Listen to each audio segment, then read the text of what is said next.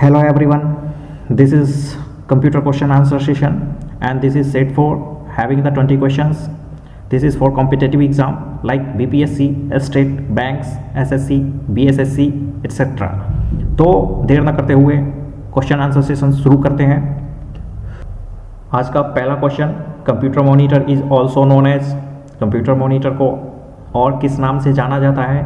Options are A DVU, B UVD, C VDU, D CCTV। तो इसका जो सही आंसर होगा वो होगा VDU, यानी कि visual, V for visual, D for display, U for unit. Visual display unit is the another name of monitor. तो इसका सही आंसर हो गया आपका VDU। नेक्स्ट क्वेश्चन, दूसरा question, arrange in descending order the unit of memory TB, KB, GB, MB। तो ये एक मेमोरी यूनिट दिया हुआ है, एक सीरीज़ है जिसको आपको एक डिसेंडिंग ऑर्डर का मतलब है कि आपको बड़े से छोटे की तरफ लिखना है। तो आपको ये बताना है कि कौन सा किससे बड़ा है। तो जो मेमोरी का यूनिट होता है वो 01 से स्टार्ट होता है, यानी कि 01 इज़ नोन एज बिट, और बिट को जब हम 8 का ग्रुप बनाते हैं तो बाइट बनता है। फिर बाइट को जब हम 1024 बाइट को इक्वल करते हैं तो वो मेरा किलो बाइट बनता है। तो इस तरीके से देखा जाए तो इसमें जो सबसे बड़ा है वो आपका एक नंबर पे TB आता है, जिसको हम बोलते हैं टेराबाइट। उसके बाद मेरा आता है गीगाबाइट, यानी कि सेकेंड नंबर पे गीगाबाइट होगा, यानी गीगाबाइट टेराबाइट से छोटा है तो होता है, और बाकी जो इसमें दो ऑप्शंस और हैं उससे बड़ा है। इसके बाद होता है हमारा मेगाबाइट, MB जिसको बोला जाता है। उसके बाद मेरा होता है किलोबाइट, और किलोबाइट से भी छोटा बोला जाए तो वो होता है बाइट, जिसको मैंने बोला कि 1024 बाइट इक्वल टू 1 किलोबाइट। तो इसका सही आंसर आप इस तरीके से देख सकते हैं कौन सा होगा।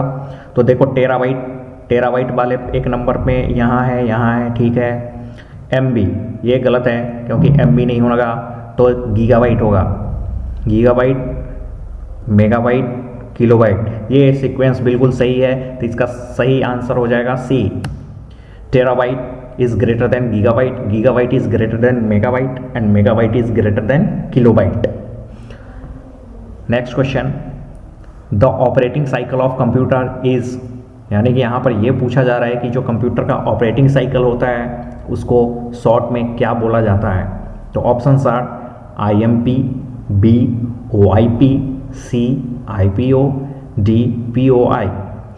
तो इसका आपको मालूम होना चाहिए कि जो कंप्यूटर होते हैं उसका जो वर्क प्रोसेस होता है, ऑपरेटिंग साइकिल होता है, पहले वो इनपुट लेता है, फिर प्रोसेस करता है, then you will get the output. तो इनपुट पहले लेगा, फिर प्रोसेस करेगा, देन आउटपुट। तो इसका जो कॉम्बिनेशन बना IPO, तो answer is IPO, C answer is correct. Next question, question 4, MS word is an example of. यहाँ पर यह पूछा जा रहा है कि MS वर्ड एक सॉफ्टवेयर होता है जिसमें हम कुछ टाइपिंग कर सकते हैं, लेटर बना सकते हैं, रिज्यूम बना सकते हैं, बायोडेटा बना सकते हैं जिसको बोला जाता है, यानी कि किसी को एप्लीकेशन लिख सकते हैं और प्रिंट आउट ले सकते हैं। तो ये किस का एग्जाम्पल है? तो A system software, B operating system, C application software, D robot. तो सबसे पहले तो ये जान लीजिए कि वर्ड एक सॉफ्टवेयर है, और यहाँ पे तीनों जो ऑप्शन है ये तीनों एक सॉफ्टवेयर के कैटेगरी में आता है। लेकिन हमारा जो सॉफ्टवेयर है वो बेसिकली दो कैटेगरी में डिवाइड किया जाता है, एक सिस्टम, दूसरा एप्लीकेशन। सिस्टम वो होते हैं जिससे हम अपने कंप्यूटर को रन कराते हैं, जैसे कि विंडोज़, ये हमारे सिस्टम सॉफ्टवेयर है जिसको हम ऑपरेटिंग सिस्टम भी बोलते हैं। Operating system, it is also called OS, यानी कि जितने भी विंडोज़ होते हैं वो OS होते हैं, और जितने भी OS होते हैं वो क्या होता है? System software. और सिस्टम सॉफ्टवेयर में और भी हो सकते हैं, जैसे कि device driver. Device driver means कि अगर आप किसी भी चीज़ को इस्तेमाल कर रहे हैं एक्सटर्नली, जिस तरीके से प्रिंटर का हम सॉफ्टवेयर अलग से इंस्टॉल करते हैं, तो प्रिंटर का जो सॉफ्टवेयर इंस्टॉल करते हैं वो भी क्या है? हमारा सिस्टम सॉफ्टवेयर है। यानी कि इस सिस्टम को, प्रिंटर को चलाने के लिए वो सॉफ्टवेयर हम डाल रहे हैं, that is called system software. और एप्लीकेशन सॉफ्टवेयर वो होते हैं जो पर्पसली बनाया जाता है, जैसे कि आपको कोई लेटर बनाना है या कहीं कैलकुलेशन करना है या फिर कोई अकाउंटिंग पर्पस के लिए है, या फिर ड्राइंग पर्पस के लिए है, या फिर ग्राफिक्स पर्पस के लिए है, तो वो सभी के सभी एप्लीकेशन कैटेगरी में आते हैं। तो वर्ड हमारा एक एप्लीकेशन सॉफ्टवेयर है, ये ध्यान रखना है। मेरा विंडोज़ ये क्या है, सिस्टम सॉफ्टवेयर और ऑपरेटिंग सिस्टम, तो आपको ये ध्यान रखना है। जैसे कि कोरल ड्रॉ क्या है, एप्लीकेशन सॉफ्टवेयर है, MS पेंट क्या है, एप्लीकेशन सॉफ्टवेयर है, तो ये ध्यान रखना है। Next question, which type of computer having higher processing speed. यहाँ पर ये पूछा जा रहा है कि जो हमारे पास कंप्यूटर्स होते हैं, टाइप्स ऑफ कंप्यूटर, उनमें सबसे ज़्यादा प्रोसेसिंग पावर यानी कि हाई स्पीड किसका होता है। तो जैसा कि आपको मालूम होना चाहिए कि जो कंप्यूटर हैं उनको, जो डिजिटल कंप्यूटर हैं उनको 4 कैटेगरी में डिवाइड किया गया है। एक होता है इस तरीके से, जैसे कि वो 4 कैटेगरी यहाँ पे दिया हुआ है, एक एक करके हम बता देंगे। तो पहले इसका आंसर मैं बता देता हूँ। इसका आंसर हायर प्रोसेसिंग स्पीड है, वो सुपर कंप्यूटर का होता है, यानी कि super computer is very high processing speed, having the high processing speed. Super computer को हम लोग घर में यूज नहीं करते। ये कहाँ पे यूज़ होता है, रिसर्च में, रिसर्च सेंटर में इसको यूज़ किया जाता है, या किसी सैटेलाइट को लॉन्च करने में इसको यूज़ किया जाता है, तो वो हमारे सुपर कंप्यूटर होते हैं। तो पहले मैं आपको बता दूं, जो घर में यूज करते हैं वो कंप्यूटर हमारा होता है माइक्रो, इसको बोला जाता है माइक्रो कंप्यूटर। माइक्रो कंप्यूटर में हमारा आ जाता है डेस्कटॉप, लैपटॉप, ये हमारे, या फिर टैबलेट्स, जो हम टैबलेट यूज करते हैं, ये सभी के सभी माइक्रो कंप्यूटर के अंदर आता है। उसके बाद होता है हमारा मिनी कंप्यूटर, सेकेंड नंबर पे होता है मिनी कंप्यूटर। फर्स्ट नंबर पे आपका प्रोसेसिंग में, यानी कि lowest processing speed micro computer का, देन मिनी कंप्यूटर का। मिनी कंप्यूटर भी आपका बैंक में यूज़ किया जाता है, और फिर आपका बैंक में या फिर किसी भी सर्वर पर्पस के लिए इसको यूज़ किया जाता है। फिर थर्ड नंबर पे आपका आता है main frame computer. Main frame computer भी सर्वर पर्पस के लिए यूज़ किया जाता है, बड़े बड़े सर्वर्स को, यानी कि सर्विस जो प्रोवाइड, जैसे कि गूगल का अगर कोई सर्वर होगा तो मेन फ्रेम भी हो सकता है, मिनी भी हो सकता है।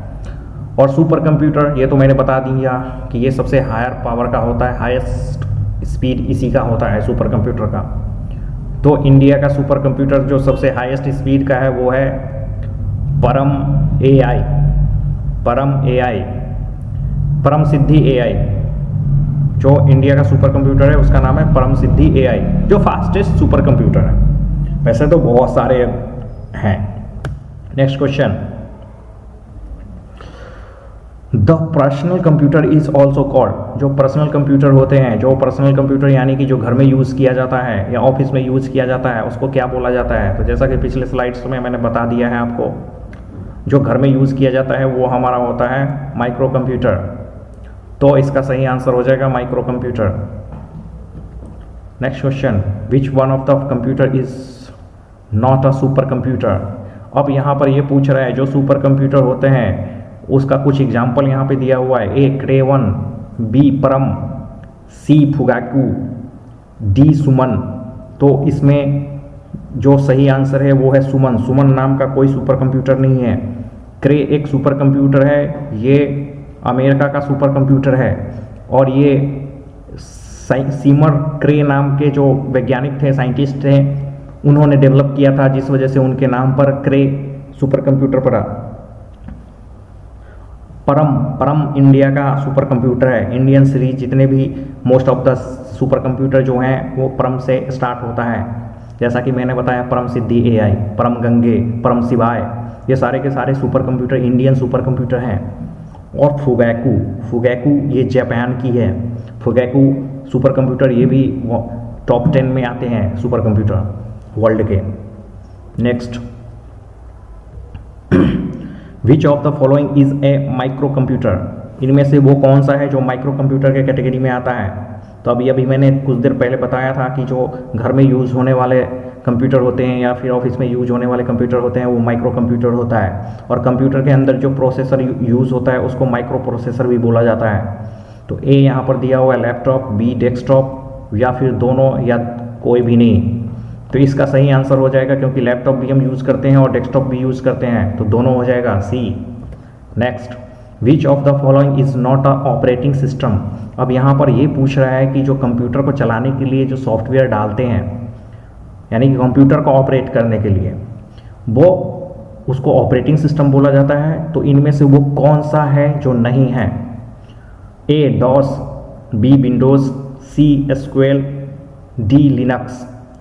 डॉस, क्योंकि विंडोज़ से पहले डॉस ही एक ऑपरेटिंग सिस्टम पहले यूज़ किया जाता था कंप्यूटर में। इसको बोला जाता है disk operating system. Disk operating system, disk operating system is known as DOS. Windows ये भी एक ऑपरेटिंग सिस्टम है जो कि GUI बेस्ड ऑपरेटिंग सिस्टम है।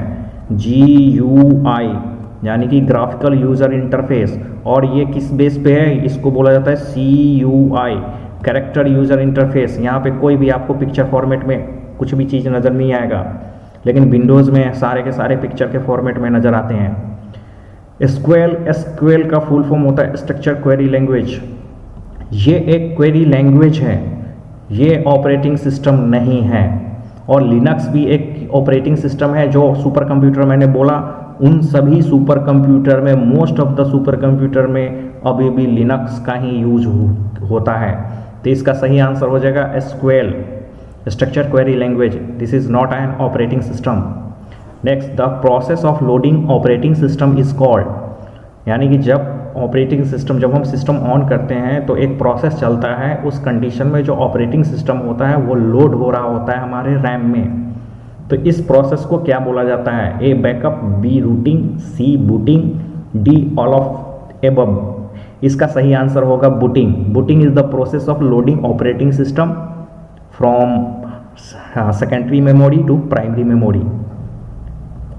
Next, dash controls all the parts of a computer system. इनमें से वो कौन सा है जो पूरे पार्ट्स को कंट्रोल करके रखता है कंप्यूटर सिस्टम के? ए MU, B CU, D C ALU, D all of above. MU का मतलब आप समझ लीजिए मेमोरी यूनिट, ये भी CPU के पार्ट है। लेकिन मेमोरी यूनिट का मतलब क्या है? इसमें कुछ स्टोर होके रहेगा। इसका अपने आप में एक मीनिंग आ रहा है, कंट्रोल यूनिट। और ALU का मतलब होता है अर्थमेटिक लॉजिक यूनिट, यानी कि जितने भी मैथमेटिकल प्रोसेस होते हैं वो इसी के अंदर होते हैं। और इसका काम है इसको भी कंट्रोल करना है, इसको भी कंट्रोल करना। तो इसका सही आंसर हो जाएगा B। Next, the second generation computer language is. अब यहाँ पर पूछा जा रहा है कि जो कंप्यूटर के जो लैंग्वेज जनरेशन है उसमें से सेकेंड जनरेशन किसको माना गया है? तो मैं पहले आपको ये बता दूं कि there are 5 generation of computer language. First is machine level language. इसका जो सही आंसर है वो है असेंबली लैंग्वेज, यानी कि assembly language is second generation language. यहाँ पर ट्रांसलेटर एक यूज़ किया जाता था, उसका नाम था assembler. Assembler is the translator that is used in assembly language to translate assembly language program to machine language. और मशीन लैंग्वेज तो अपने आप में ही डायरेक्टली अंडरस्टैंडेबल, क्योंकि कंप्यूटर जो है वो सिर्फ इसी को समझता है, क्योंकि इसमें 0-1 के फॉर्म में कोडिंग किया जाता है। हाई लेवल लैंग्वेज ये थर्ड जनरेशन लैंग्वेज है, जिसमें हम C++, इस तरीके से जो भी हाई लेवल लैंग्वेज हैं वो इसमें आता है। फोर्ट्रान, पास्कल, ये सभी के सभी हाई लेवल लैंग्वेज हैं। ये थर्ड जनरेशन लैंग्वेज है। ये जो है ये आपके फिफ्थ जनरेशन लैंग्वेज है, प्रोलॉग। ये फिफ्थ जनरेशन लैंग्वेज है, इसको बोला जाता है प्रोग्रामिंग लॉजिक। ये हाई फाई लैंग्वेज है, ये बहुत ही हाई लेवल का लैंग्वेज है। हाई लेवल लैंग्वेज तो है ही, लेकिन बहुत हाई लेवल का लैंग्वेज है, और ये फिफ्थ जनरेशन में यूज़ किया जाता है। और फोर्थ जनरेशन का लैंग्वेज जैसे कि पाइथन आपका फोर्थ जनरेशन लैंग्वेज है। तो ये चीज़ें ध्यान रखना है। Next, the list of instruction is called. अब जो इंस्ट्रक्शंस होते हैं, इंस्ट्रक्शन को हम कमांड भी बोलते हैं। तो जब हम कमांड को एक के बाद दूसरा इस तरीके से लिस्ट बना देते हैं तो उसको क्या बोला जाता है? सेंटेंस, प्रोग्राम, वर्ड या नन ऑफ दीज? उसको ऑब्वियस है कि उसको प्रोग्राम बोला जाएगा। जब हम सेट ऑफ इंस्ट्रक्शन को एक साथ किसी फाइल में लिखते हैं तो वो मेरा प्रोग्राम होता है। अब जब बहुत सारे प्रोग्राम को एक साथ कंबाइन करते हैं तो वो मेरा सॉफ्टवेयर होता है। तो ये चीज़ें भी ध्यान रखना है। Next, which translator program translate program code line by line. अब ये बोला जा रहा है कि जो हम हाई लेवल लैंग्वेज में कोई प्रोग्राम लिखते हैं तो उस प्रोग्राम को मशीन लेवल लैंग्वेज में ट्रांसलेट करने के लिए एक ट्रांसलेटर को यूज़ किया जाता है। Translator is the software.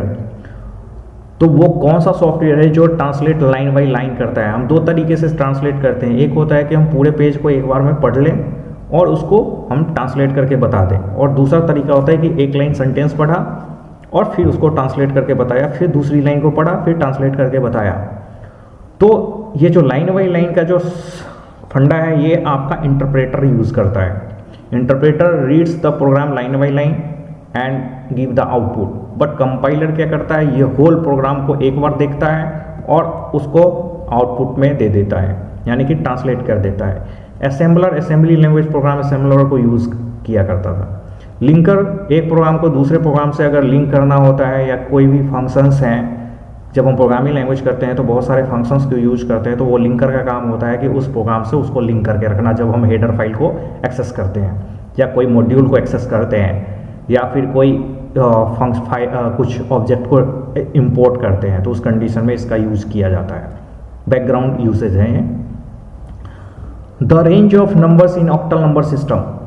अब ये जान लीजिए कि कंप्यूटर में जो नंबर सिस्टम है वो 4 नंबर सिस्टम है। एक है डेसिमल नंबर सिस्टम, जो जनरली हम जानते हैं डेसिमल मीन्स 10, यानी कि 0 to 9 नंबर डिजिट इसमें यूज़ किया जाता है डेसिमल में, क्योंकि कोई भी नंबर बनाने के लिए हमें यही नंबर चाहिए, क्योंकि मोबाइल में भी आप देखेंगे यही नंबर मिलेगा। उसके बाद होता है आपका binary number system. Binary number system means there are 2 digit. Binary का मतलब ही होता है 2, और इन 2 डिजिट में क्या क्या होता है, 0 और 1। फिर इसके बाद आता है आपका octal number system. Octal number system में टोटल 8 नंबर्स होते हैं, और ये 8 नंबर 0 to 7 नंबर्स को यूज़ करके बनाया जाता है। उसके बाद आता है हमारा हेक्साडेसिमल। अब हेक्साडेसिमल, हेक्सा और डेसिमल 2 अलग अलग हैं। हेक्सा का मतलब होता है 6 और डेसिमल का मतलब होता है 10, जो कि आपने यहाँ पे डेसिमल को देखा है। तो हेक्सा में 6 डिजिट्स होंगे, यानी कि 6 है, और डेसिमल में 10 डिजिट्स होंगे। There are total 16 digits. तो यहाँ पर पूछा जा रहा है ऑक्टल में, तो ऑक्टल में अभी अभी मैंने बताया क्या यूज होगा, रेंज 0 to 7, तो इसका सही आंसर हो जाएगा A. Okay, next question. The range of 16 digits in hexadecimal number system. बिल्कुल जैसा मैंने कि पहले बताया, तो वहाँ पर मैंने ये चीज़ बताया है कि टोटल 16 नंबर 16 डिजिट्स होंगे, लेकिन मैंने रेंज नहीं बताया था। तो ये जान लीजिए हेक्साडेसिमल है तो डेसिमल का रेंज क्या है, डेसिमल का रेंज है 0 to 9, ठीक है। इसमें 10 डिजिट्स आ गए और बच गया 6 डिजिट। तो 6 डिजिट के लिए जो यूज होता है, मान लो कि इसके आगे चलेंगे तो 10 होगा, 11 होगा, 12 होगा, तो इसके लिए जो सिंबल यूज़ किया जाता है वो ए के लिए, 10 के लिए ए यूज़ किया जाता है, इसके लिए बी यूज़ किया जाता है, 12 के लिए सी यूज़ किया जाता है, 13 के लिए डी यूज़ किया जाता है, 15 के लिए आपका ई यूज़ किया जाता है, और 16 के लिए एफ यूज़ किया जाएगा, यानी कि 16 के लिए एफ यूज़ किया जाएगा, एफ। तो देयर हो गया यहाँ पर 16 नंबर्स, क्योंकि 0 to 9 कितने हो गए, 10, और यहाँ पर ये देख लीजिए, काउंट कर लीजिए 6 नंबर, तो टोटल 16 डिजिट्स हो गए। तो हेक्साडेसिमल का जो रिप्रेजेंटेशन होगा 0 to 9 and A to F, तो इसका सही आंसर हो गया C. Next, which of the following are output devices. अब ये कह रहा है कि इनमें से कौन सा है जो आउटपुट डिवाइस है।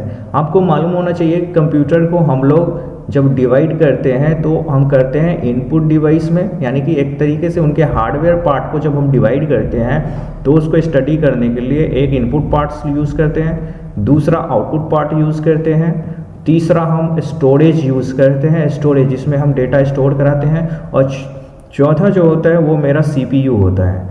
बट हम लोग इनपुट और आउटपुट और स्टोरेज इन 3 को मेन कंसर्न रखते हैं।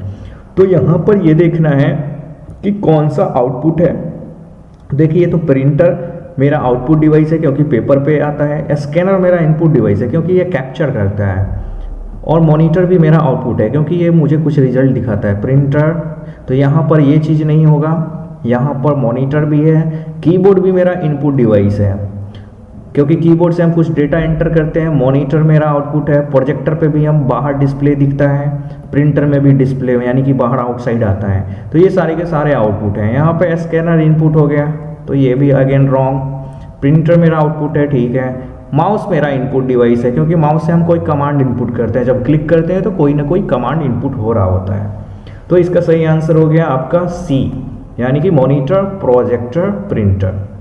Next question 18, arrange in the correct order with respect of higher performance to lower performance. यानी कि ये कुछ पहले प्रीवियस क्वेश्चन, यानी कि इससे जो पहले कुछ क्वेश्चंस हुए हैं उनसे रिलेटेड है। यानी कि यहाँ पर ये पूछा जा रहा है कि जो मेरा यहाँ पर टाइप्स ऑफ कंप्यूटर दिया हुआ है उसके हायर परफॉर्मेंस से लोअर परफॉर्मेंस की तरफ अरेंज करना है।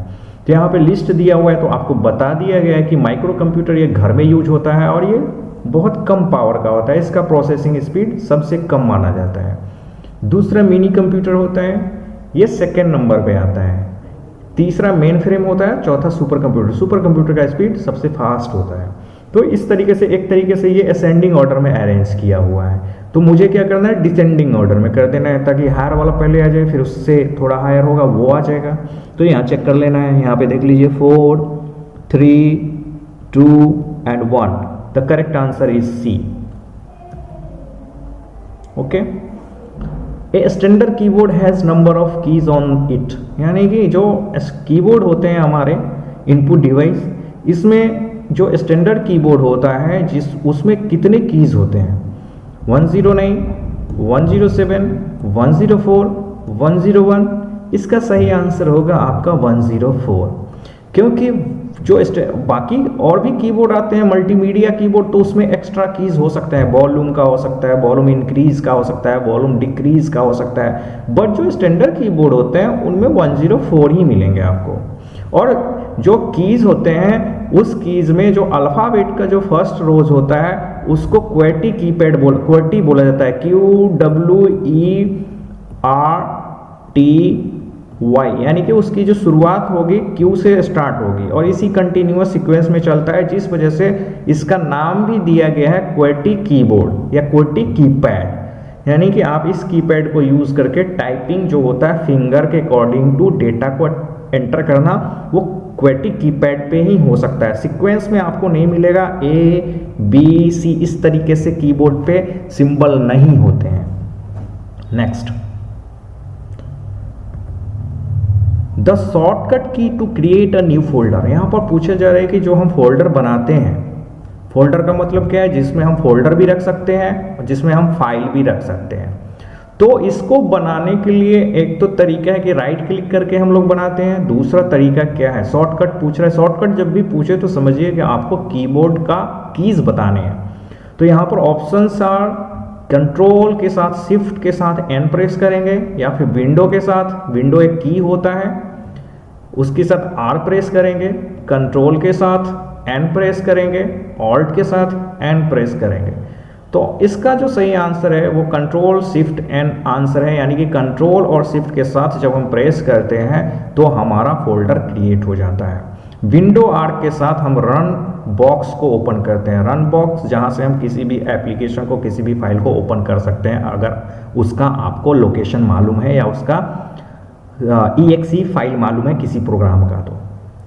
तो कंट्रोल एन ये एक न्यू फाइल बनाने के लिए यूज होता है एप्लीकेशन के अंदर। तो ये 20 क्वेश्चन का सेट था, ये कंप्लीट हो चुका है। अगर आपको अच्छा लगा हो तो काइंडली इसको शेयर कीजिए और अपने फ्रेंड्स के बीच में इसको शेयर कीजिए ताकि उनको भी ये नॉलेज हो सके।